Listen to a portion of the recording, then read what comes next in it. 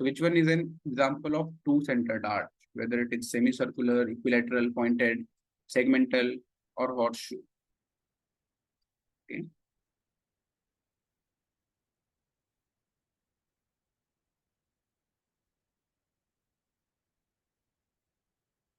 I'll wait for 2 more answers, maybe a minute.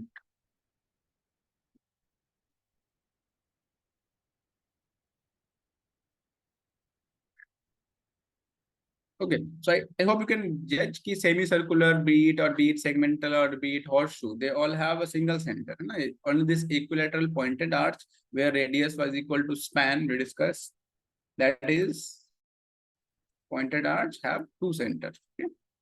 Okay.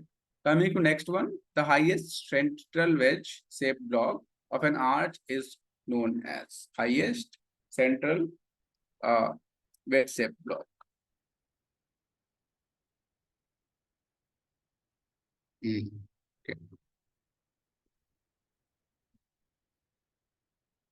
Let's wait for 10 seconds.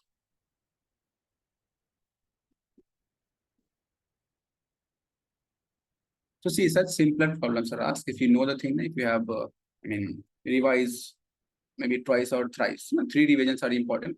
In an exam, 3 revisions are important. You revise, you attempt some problems, then you revise, then you can again attempt, then you again revise, and again attempt problems. This is basically how we cover everything. Okay. So yes, it is equilaterally pointed. Yes, it is keystone, not haunch. Haunch is 1/4 part. Span again, the clear space, and then spandrel with the space between 2 arches. These also we know. And the next one, the vertical distance between springing line and the highest point of the intradose is known as. Okay.